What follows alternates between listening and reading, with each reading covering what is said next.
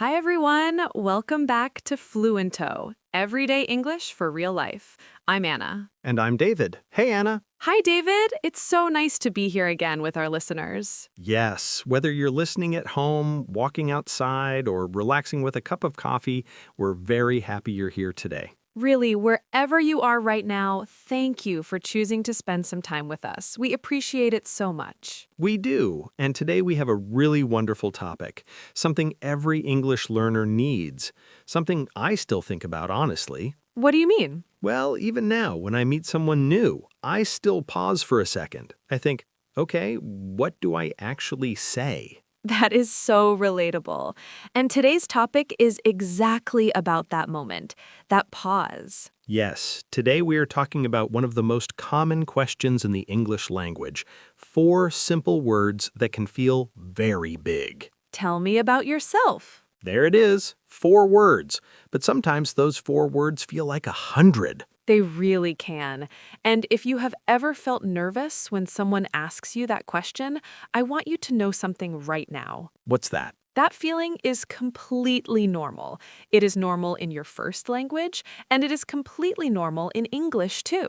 Absolutely, you are not alone. So many people, even confident speakers, feel a little frozen when someone says, "So, tell me about yourself." Today, we are going to make that question feel much smaller. We are going to give you a simple way to answer it, and we are going to have a lot of fun along the way. I love it. But before we start, can we ask our listeners for a small favor? Of course! If you are watching us on YouTube, please take a moment to like this video. It really helps more people find our channel. And please subscribe to Fluento if you haven't already. We make new episodes every week, and we would love to have you with us. Yes, hit that subscribe button. It is free and it means a lot to us. Okay, ready to get into it? Let's go. So, David, let's start with something honest. Why does this question feel so difficult? Great question. I think part of the problem is that it's so open. Like, where do you even start? Do you talk about your childhood, your job, your pet fish? Maybe not the fish, but yes, it's very open. And when something is too open, our brain doesn't know where to begin. Exactly. It's almost easier to answer a specific question, like, what do you do for work? That has a clear answer. But tell me about yourself feels like write your whole life story in 30 seconds. And in a second language, that pressure becomes even bigger. You are thinking about what to say and how to say it at the same time. Right, your brain is working double speed. So here's the good news. You don't need to say everything. You just need a simple structure, a little map for your answer. I love a map. Tell me more. Okay, so we have a little formula. It has 4 easy parts. You don't have to use all 4 every time, but knowing them gives you confidence. What are the 4 parts? Part 1, your name and where you are from or where you live. Part 2, what you do, your job or your studies. Part 3, something you enjoy, a hobby or an interest. And Part 4, something small and personal, like a goal, a reason you are here, or just a friendly little detail. That's it? 4 parts? That's it. You don't need more than that. Okay, let me try. Hi, I'm David. I'm from a small town near the coast. I work in audio production, and in my free time, I love cooking, mostly pasta. Perfect. That was wonderful. In just a few sentences, I know your name, where you're from, what you do, and something about your personality. And I didn't say anything embarrassing. Well, the pasta thing is a little embarrassing. Why? Pasta's wonderful. I'm joking. Pasta is perfect. See, that small detail, the pasta, that is what makes people smile. It makes them want to ask more. You're right, it opens the door to a conversation. Exactly. That is the goal. You're not writing a biography. You're opening a door. I like that. Opening a door. Now, let me tell you a little story. A few months ago, I was at a weekend art class. You know, the kind where you paint and drink tea and try not to get paint on your shirt. I always get paint on my shirt. Everyone does. So I sat down next to a woman I had never met. Her name was Maria. She looked a little bit nervous. Why nervous? Well, it turned out she had just moved to the city 2 weeks before. She didn't know anyone, and she came to the art class specifically to meet people. But when the teacher asked everyone to introduce themselves, Maria looked very quiet. Oh, I know that feeling. So, when it was her turn, she took a breath and said, "Hello, my name is Maria. I am from Portugal. I just moved here and I am still learning English. I love to paint and I'm hoping to make some friends." That is so sweet. It was beautiful. Everyone in the room smiled. The woman next to her immediately said, "I'm from Spain. We're neighbors." And just like that, Maria had her first friend. And all she said was the basics: name, where she's from, what she likes, and a small, honest detail. That honest detail, "I am hoping to make some friends," that was the part that connected everyone. So being a little honest and open is actually a strength, not a weakness. 100%. People respond to honesty. It makes you human. Okay, I want to share a story too. Mine is a little less sweet and a little more awkward. Oh, good. Those are my favorites. So last winter, I went to a work event, a kind of networking evening. You know the type. Everyone has a little name sticker and a glass of juice, and they walk around trying to look confident. Yes, I know exactly those events. So I walked up to a small group of people. I smiled, I was ready, I had my 4-part introduction ready in my head. So far, so good. And then someone turned to me and said, "Oh, hi, and you are?" Perfect. Easy question. I completely forgot my name. What? I stood there for maybe 3 seconds, 3 very long seconds, and then I said, "David, I'm David. Hi. Hello." David, that is incredible. I know my name. I have known it for many years, but in that moment, nothing. What happened next? The man in the group laughed. He said, "Don't worry, I forgot mine too when I walked in here." And suddenly, everyone relaxed, and it became a funny moment. And that is such an important point. Even when something goes a little wrong, it is usually fine. People are kind. They really are. Most people at these events are also a little nervous. When you make a small mistake, it actually makes others relax. Exactly. You are human. That is a good thing. So, listeners, if your mind goes blank for a second, take a breath. Smile. It's okay. And you can even say, "Sorry, I'm a little nervous." People will understand. They will appreciate it. Now, let's talk about each part of the formula a little more. Can we start with part 1, name and place? Yes, this one seems simple, but there are nice ways to make it feel warm. Like what? Well, instead of just saying, "My name is Anna," you can say, "Hi, I'm Anna," or "Nice to meet you, I'm Anna." Adding the greeting makes it feel more natural. Right. And for the place, you can say where you're from originally, or where you live now, or both. Like, "I'm from Mexico originally, but I live in Canada now." Or just, "I live in the city center." It depends on the situation. What if someone is far from home, like traveling or studying abroad? That's a great thing to mention. "I'm from Japan, but I'm here studying English for 6 months." That immediately gives the other person something to ask about. Right. "Oh, how do you like it here?" And now you have a conversation. Perfect. Okay, part 2, job or studies. This one can feel a little tricky because people worry about sounding too serious or too simple. But simple is wonderful. "I work in a school" is perfectly clear and friendly. You don't need to say, "I am an educational professional in a primary institution." Please don't say that. Save the long titles for your business card. In conversation, simple is always better. What if someone is not working right now, or they are looking for a job? Great question. You can say, "I'm currently looking for work in marketing," or "I just finished my studies and I'm figuring out my next step."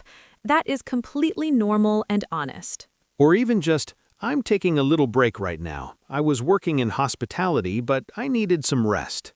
Yes, you don't have to explain everything, just a sentence or two. Okay, part 3. A hobby or something you enjoy. This is my favorite part. Why? Because this is where your real personality comes out. Anyone can say they work somewhere, but when you say you collect vintage maps or you make your own bread every Sunday morning, suddenly you are interesting. That is so true. And hobbies are wonderful conversation starters because usually the other person has something to say back. Like if I say I love hiking, maybe you say you went hiking last weekend. Or maybe I say I hate hiking and I prefer to look at mountains from a cafe window. Also a valid lifestyle. Completely valid. So, listeners, think about one or two things you genuinely enjoy. It doesn't have to be impressive, it just has to be true. Cooking, reading, watching films, playing games, gardening, learning languages, any of these work. And don't worry if your hobby sounds small. I love walking in the park with my dog every morning is a lovely thing to say. Actually, pets. People love to hear about pets. They really do. If you have a pet, mention it. I promise people will immediately want to know more. I don't have a pet right now, but I really want a dog. Oh, what kind? Something medium-sized, calm, good for apartment living. A golden retriever?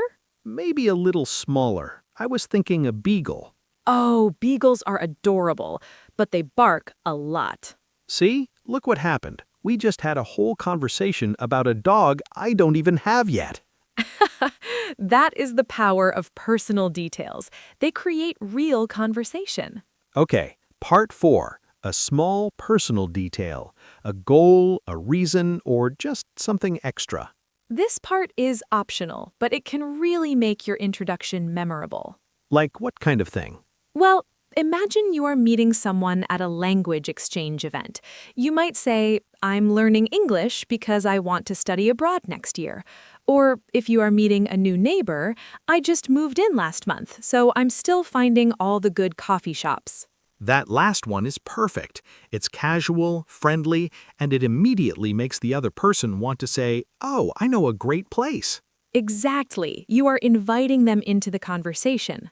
What about goals and dreams? Should you share those with someone you just met? It depends on the situation. In a casual setting, yes, a short goal is lovely. I want to travel more this year. Or I'm working towards becoming a nurse. It shows who you are and where you're going. I like that. It shows energy. It shows that you are a person who is moving forward. Listeners, here is a little question for you. Think about your own answer to tell me about yourself. Can you use our 4 parts? Name and place, job or studies, a hobby, and a small personal detail? Try it in your head right now, or maybe pause this episode and practice out loud. Yes, pause and practice. That is a really good idea. We will be here when you come back. We are very patient. Okay, let's look at a few example introductions now. Real examples you can use or adapt. I love this part. Let's do it. Okay, example 1. Meeting someone at a language class. Hi, I'm Sophia. I'm from Brazil, but I'm living here now. I study English in the evenings after work. During the day, I work at a hotel. I really enjoy cooking Brazilian food on weekends. It reminds me of home. That is really lovely. Warm, clear, and personal. The line about food reminding her of home is beautiful. Right? Now here is example 2. Meeting a new neighbor. Hey, nice to meet you. I'm James. I moved in about 2 weeks ago. I work from home as a graphic designer. I usually take walks around the neighborhood in the mornings. Still learning all the streets. Perfect, casual, friendly, and that last line, still learning all the streets, is a great little joke. It invites the neighbor to offer help. Which is exactly what you want. Here is example 3, a job interview situation. My name is May. I grew up in Taiwan and moved here 5 years ago. I have been working in customer service for 3 years. I love working with people and solving problems. Outside of work, I enjoy reading, and I recently started learning to play the keyboard.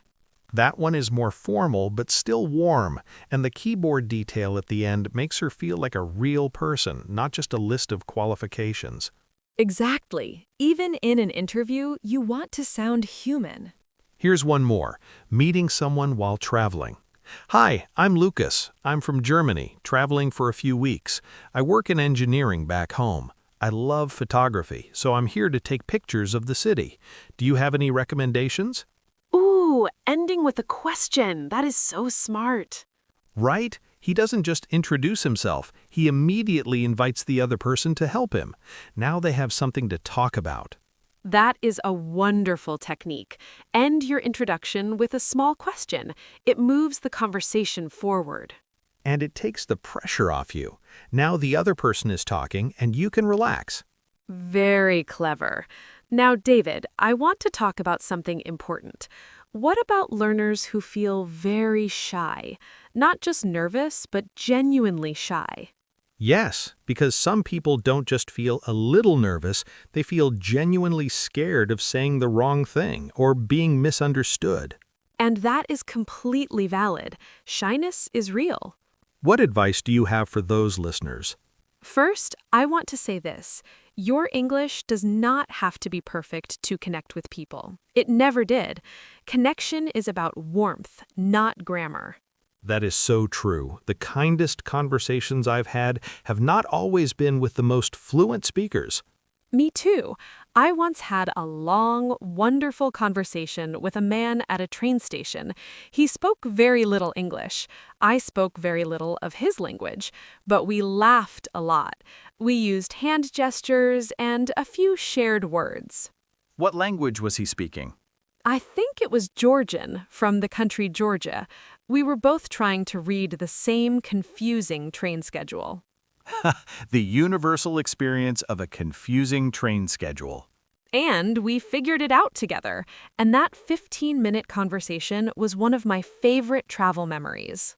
See, listeners, you don't need perfect English. You need a smile, a little patience, and a willingness to try. And if you make a mistake, it's okay. Most native speakers love it when someone tries to speak their language, even imperfectly. I read once that the people who learn languages fastest are not the smartest, they're the bravest. I love that, the bravest, because they are not afraid to make mistakes in front of others. So if you are listening right now and you feel shy about speaking, you're already doing something brave. You are listening to English. You are learning. That takes courage. We mean that, really. Okay, let's do a quick moment for our community. Listeners, we have a small challenge for you in the comment section. Yes, we would love to read your introductions.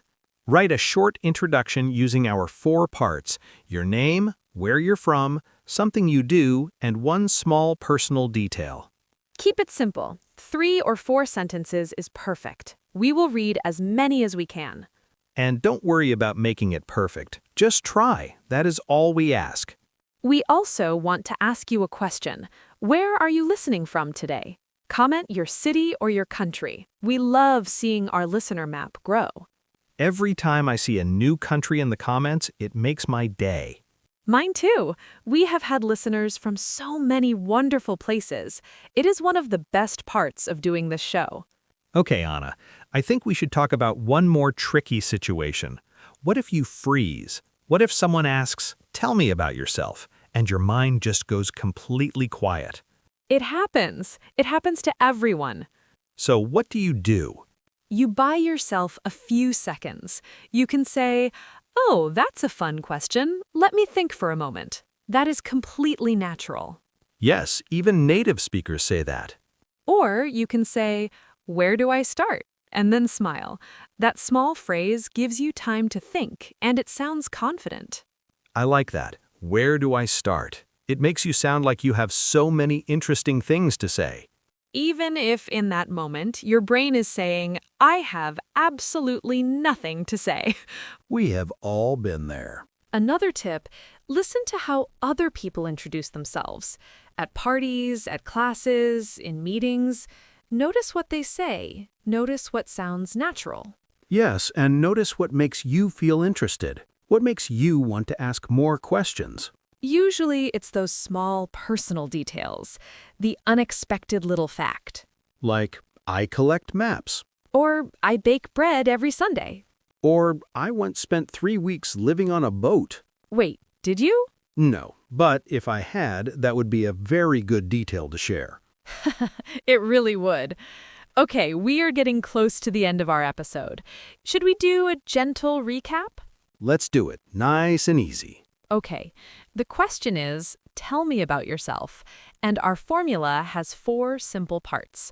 Part 1, your name and where you are from or where you live. Keep it warm and simple. Hi, I'm David. I'm from a small town near the coast. Part 2, what you do, your job or your studies. Simple words work best. I work in a school. I'm studying design. No need for complicated titles.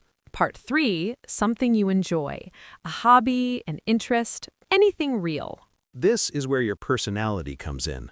Don't skip this one. And Part 4, a small personal detail, a goal, a reason you're there, or just one extra friendly thing. And if you want to be extra smooth, end with a small question. Turn the conversation back to them. That is the golden move.